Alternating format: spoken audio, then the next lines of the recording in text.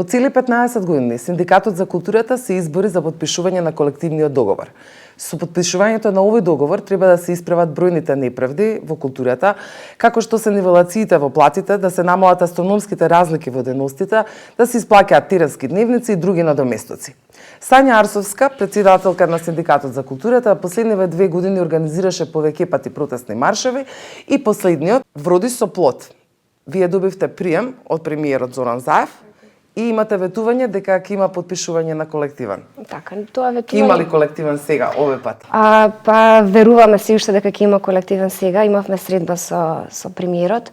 На таа средба беше приложен нашиот предлог како синдикат, односно пресметките за кои што ние се бориме и стоиме.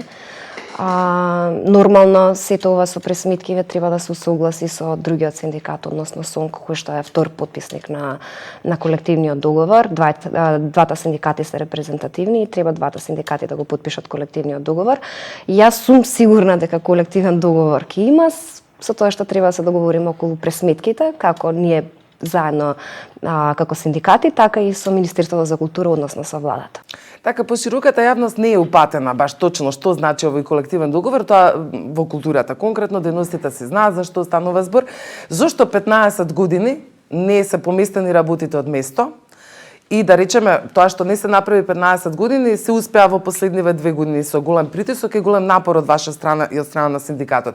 Предходно немаше ли синдикат, немало ли договор, за што станува збор? Има синдикат, постојано тоа е синдикат СОНК на образование, наука и култура.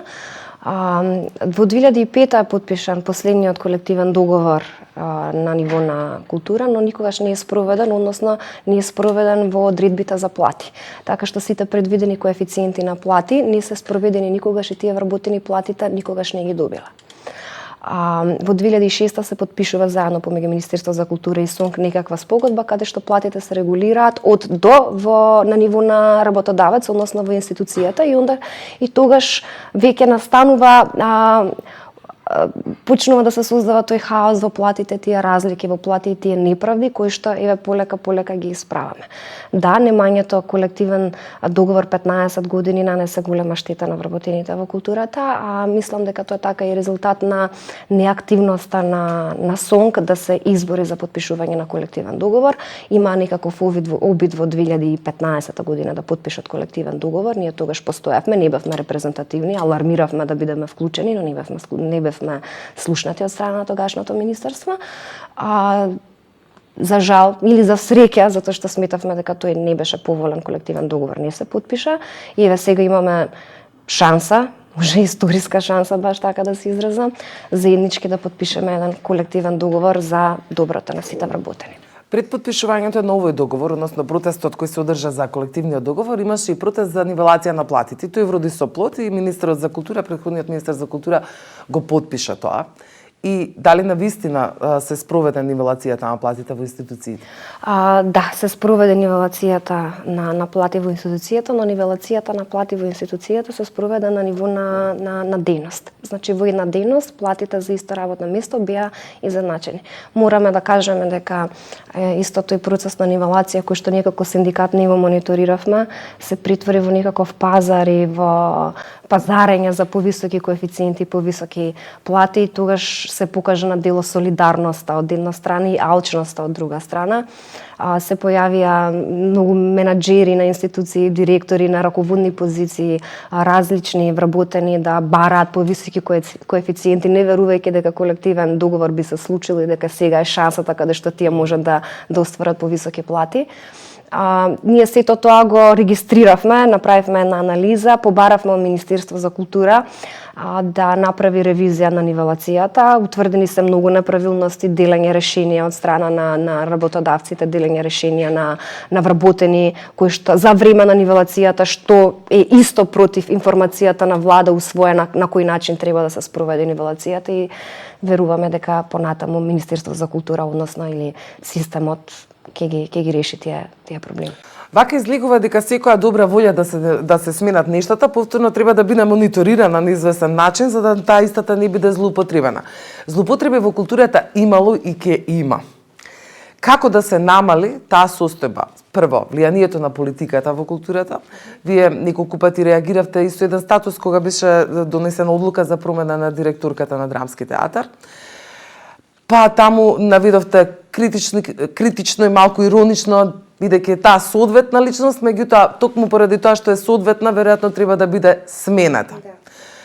Имаме ли уште такви примери каде што политичкото влијание за тоа кој ќе ја менаџира институцијата во културата е пресудно или пак вработените го имаат својот збор? Па видете, тоа ние не сме во систем на самоуправување каде што вработените кажуваат кој ќе биде директор, да би требало да сме, јас би сакала да сме. Живееме во демократија, избираме влада, владата ги поставува тие менаџери, но на кое што мораме да внимаваме е да создаваме професионализам и да избираме одредени критериуми за менаџерски позиции. Значи, да, што се случи со мојата директорка и која ќе се обратите во кабинетот на министерот во Министерство за култура, може да ви кажа дека е пример за најодговорен менаџер во културата кој што најодговорно ги трошил парите со кои што располага. И Драмски е единствениот театар кој што работи со толкав плюс, има толкава заработка за една година. Така што јас оно што го зборам со еден полн кредибилитет и со информациите со кои што ги застапувам. Не навлегувам во тоа какви политички позадини постојат заради промената на директорката, не е тоа сега не тема на разговор, ама сакам да кажам дека да, не треба да постојат тие работи, да, треба да се избориме за поголем професионализам, да, треба да се избориме за повисоки уметнички критериуми и медиокритетот малку по малку да го тргаме на страна за да исчезне. Сепак институциите такви какви што се, имаме и обемни институции. Еве сега може да ми посочите пример каде вие ги забележавте најголемите, да речеме, потребата, каде најмногу средства би се одлеале со колективниот договор, во кои институции и тие институции кои прво им се по обем големи со вработени внатре и дали соодветно на тоа тие реализираат доволно и програма. Се покажа ли тука малку некако да кажеме застареност во формата на тие институции кои можеби времето покажува дека можеби не треба да имаат толку многу вработени соодветно на тоа колку програма реализираат. Затоа што нештата се менуваат, како што имаме веќе случаи со некакви големи фестивали кои покажува времето дека од нив и толку и покрај тоа што е традиција во прашање и не е толку голема веќе потребата натаму. Се подлежи на промена. Ке посочите ли некој пример? Ке посочам пример. Прво што сакам да го кажам е тоа дека еве со промената на власта, кога требаше да се почне и кога ние како синдикат веќе добивме и репрезентативност, имаме големо членство и влеговме како социјални партнери во министерство, првото нешто што го побаравме беше функционална анализа, која што исто така беше предвидена и во стратегијата. Таа функционална анализа да беше спроведена, а не е спроведена веќе 2 години, ќе ни помогнеше и те како во креирањето на колективниот договор и ќе решеше многу проблеми. Функционалната анализа требаше да каже дали има превработеност, дали за тоа работно место е кој требаше се извинувам да направи? Министерството за култура требаше да ја спроведе заедно со институциите. Мислам дека сега имаат добав некаква информација дека имаат пуштено писмо барање до институциите да се направи функционална анализа, ама се сумневам во капацитетите на самите институции да направат функционална анализа на сите работни места. Значи претходно ја спомнав и ревизијата на нивелацијата и функционалната анализа, тоа се беше ќе ни помогнеше нас и во сите пресметки и во формирањето на коефициенти да се снајдеме полесно и да бидеме пореални. Да, има такви институции, но за таквите институции вработените не сносуваат вина. Вработените не се виновни ако институцијата во која што работат продуцира 2 или 4 представи. Вината секогаш се наоѓа на повисоко ниво. Доколку институцијата што продуцира 1, 2, 3 представи, не знам во кој град да се наоѓа, министерство може да дојде до заклучок дека таа институција не придонесува нити за општествениот, за културниот развој. Мислам сега ова не го кажувам дека тие треба да се затворат, но треба системски не се решаваат проблемите, а последица на се ова или колатерална штета се вработените. Секогаш постои лош збор за вработените во културата дека ние не работиме ништо, дека седиме со години, земаме пари. Не, значи работодавците се тие кои што треба да ни дарат на нас работна задача. Да постоите такви кои што одбиваат да играат во представи, да одбиваат работни ангажмани, но тие се соодветно казнети во институцијата, се постојат дисциплински мерки за тоа. Но она за кое што се целиот тој таа негативна атмосфера што се создава за нас луѓето вработени во културата културата дека не придонесуваме,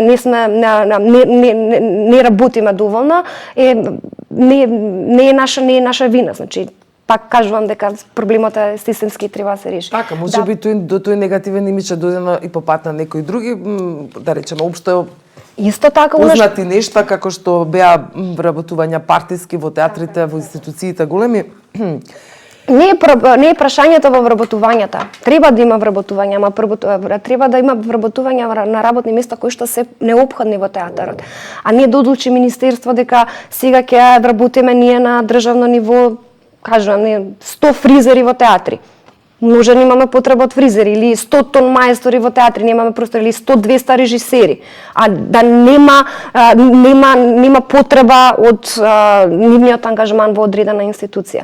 Значи, пак збориме дека проблемот е стратегиски. Треба да се направи стратегија што сакаме ние во институциите, што се институциите кои продуцираат 2-3 представи месечно, што со директорите кои што продуцираат 2-3 представи месечно, затоа што на сите им е лесно да бидат директори на државна институција каде што државата ги дава парите, државата ги дава платите, може да идат у минус, им ги покрива минусите, а на крај излегува дека ние вработените сме тие кои што не си ја вршиме нашата работа.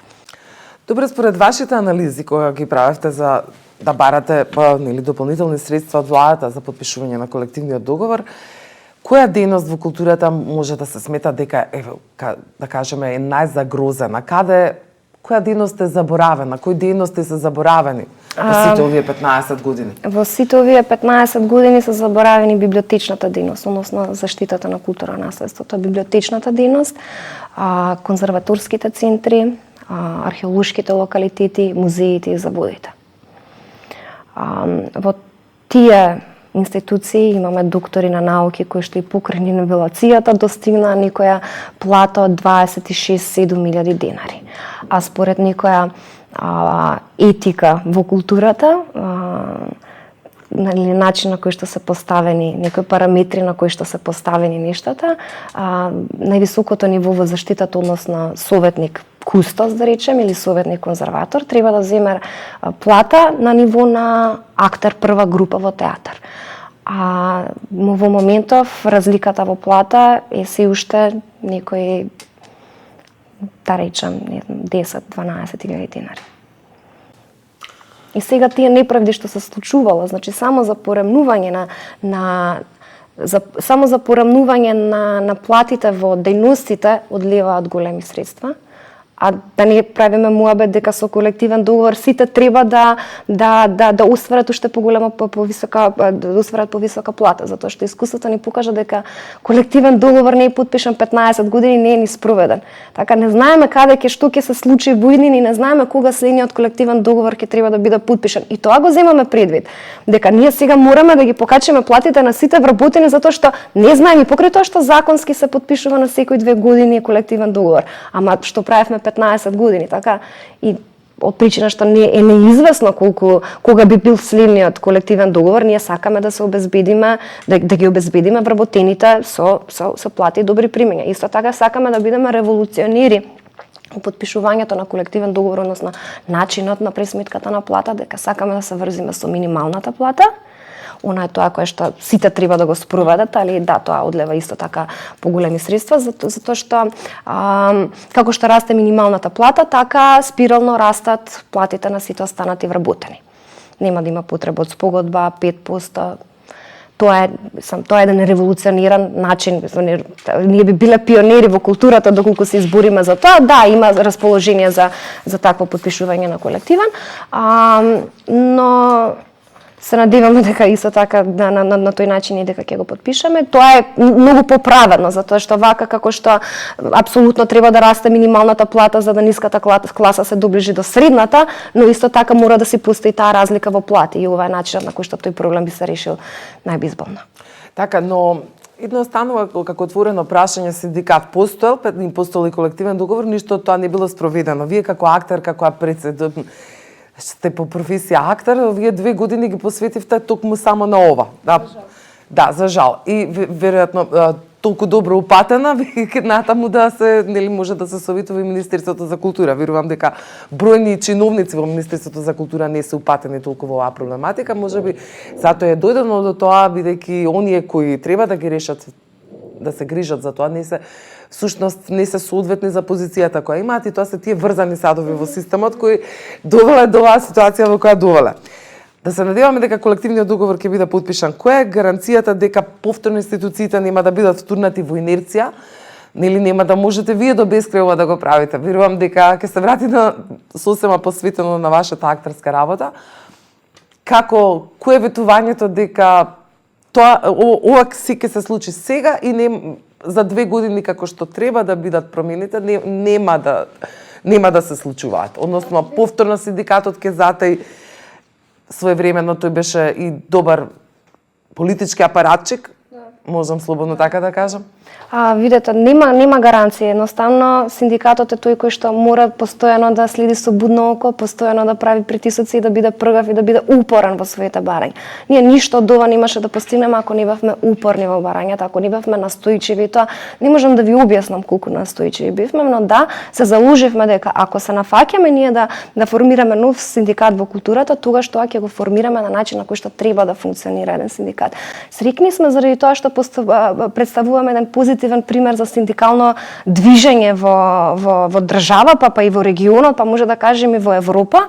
Среќна сум заради тоа што нашиот синдикат, претежно раководството во нашиот синдикат се млади луѓе кои што се носители на дејност и кои што сите сме реализирани во својата професија. Да, јас 2 години сум посветена на синдикалнава работа волонтерски. Јас во мојата институција си имам направено имам продукција од 3-4 представи. Така што јас не си заставувам мојата работа, ние овие работи ги работиме паралелно, како јас, така и сите кои што се на претседателски позиции, односно на претседатели на синдикални организации во СКРМ.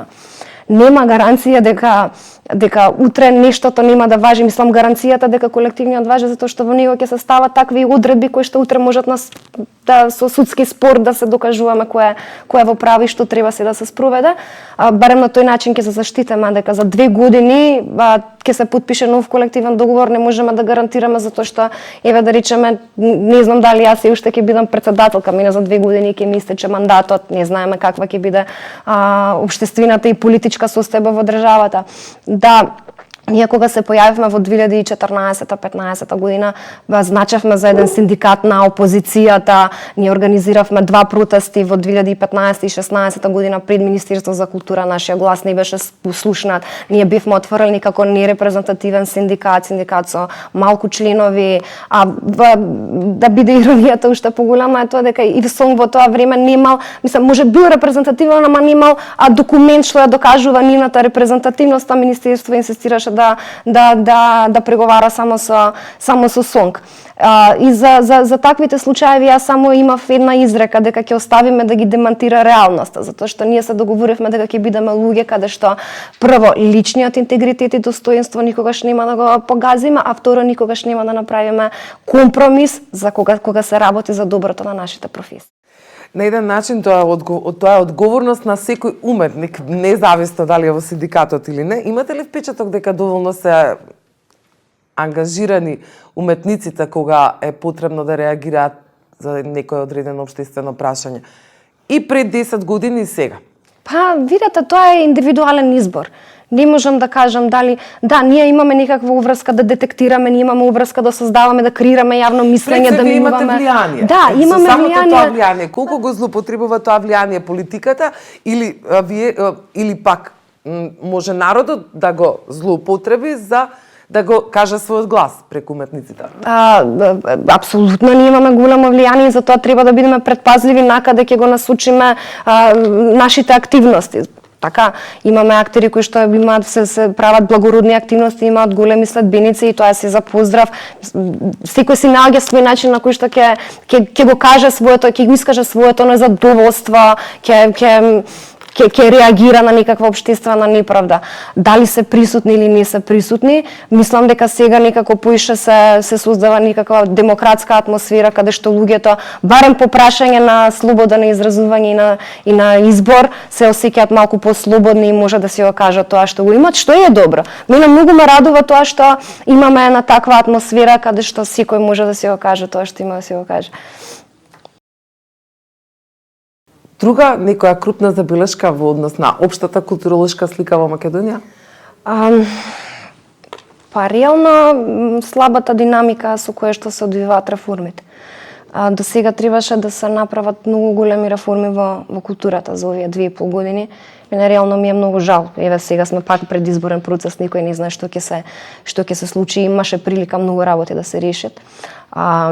И многу е тажно, она што навистина ме прави тажно е тоа дека на крај се сведе културата, односно не зборам како сектор изолирано од останатите, затоа што јас потекнувам од културата. На крај сите кои што дојда на некаква позиција не се бавеа со културата, туку се бавеа со своите лични интереси. Значи јас можам да ви кажам примери кои што се на некаква функција каде што се нарушени меѓучовечките односи, а никој не разговара за една повисока цел, да се решат проблемите во културата. Ние во синдикат нас може ни се нарушени, ние секојдневно ни се нарушени меѓучовечките односи, но ние имаме една цел, да ги решиме проблемите во културата. И тоа е нашата повисока цел. Ние утре можеме со некој од наши членови, наши председатели, мои најблиски соработници утре повеќе да не си кажувам ни здраво, но денеска имаме цел. Тоа ни е културата. И тоа е нашата мисија. Немаше мисија, немаше јасна стратегија, односно имаше стратегија која што според мене повеќе беше административна, но што беше идејна, а културата не треба да има административна стратегија, затоа што се работи за култура. Ние мораме да знаеме какви културни вредности сакаме да промовира оваа држава, оваа влада. Така, претходната влада ни беше јасно каква културна промоција сака да направи. Така, тоа беше видливо, го имаме Скопје 2014. Ние од оваа влада не видовме идејна програма за тоа каква култура сака да гради. И јас навистина ми е жал поради тоа, и навистина ми е жал заради тоа што медиокритетот и личните интереси победа и не знам што повеќе да кажам околу тоа. Можеби тоа ќе биде следната битка после колективниот договор. Па видете сега нашата битка, ова ви го кажувам како не го кажав ни како представник на синдикат, ова го кажав како уметник кој што е дел во културниот живот, да. Имаме ние да речеме по прашање на продукција, има и можеби подобра продукција, подобри представи се продуцираат и се, ама кажувам дека сето тоа е безидејно. Значи, она што ни фали на нас, ни фали идејна стратегија, каква култура сакаме. Да, во министерство сега постојат, јас баш сакам и јавно да ги пофалам во кабинетот, не знам како да се кои работните места, кои им се точно, него најблиските соработници на моменталниот министер Хусни Исмаили, тоа се млади дечки, колку и да звучи ова уличарски млади дечки, ма тоа се луѓе кои што се реални стратези. Со нив јас разговарам и гледам дека они размислуваат стратешки и размислуваат идејно. И размислуваат што значи, не знам, толкави средства во плати, а што значат намалени средства во програма. Што значи како треба да се распределува програма, што значи нова институција. Тоа го гледам и јас навистина сакам да ги поздравам тие луѓе што гледам дека разбираат како се гради, како се менаџира културата, при тоа не доаѓаат од секторот култура, за разлика од луѓе кои што седнале на позиции од секторот за култура, кои што се ги гледаат само од своите лични интереси. Да се надеваме дека тоа ќе биде така, дури министерот за култура Хусни Исмаили даде ветување дека ќе поработи доволно на децентрализација на културата, зашто ја сметам дека е исто така прилично голем проблем со концентрирање на културата тука во Скопје. Видовме, забележавме на маршот беа дојдени речиси од сите институции низ Македонија и тоа беше навистина убаво да се види. Меѓутоа има човек впечаток дека се тие практично невидливи, работат во некои центри во каде што нема основна инфраструктура, запоставени се нивните плати, таму дали има воопшто програмата за кого ќе биде и повторно доаѓаме до системскиот ќорсокак, да, од кој веројатно еднаш ќе мора да се излезе веќе кога се движат нештата. Ајсовска, јас ви благодарам што бевте наша гостинка. Многу би сакала следната средба да биде интервју во кое вие ќе зборувате за вашите актерски остварувања, за некоја голема улога. А сето ова што го оставивте како печат во синдикатот ќе продолжи уште подобро да се развива. Да се надевам. Ви благодарам на поканата.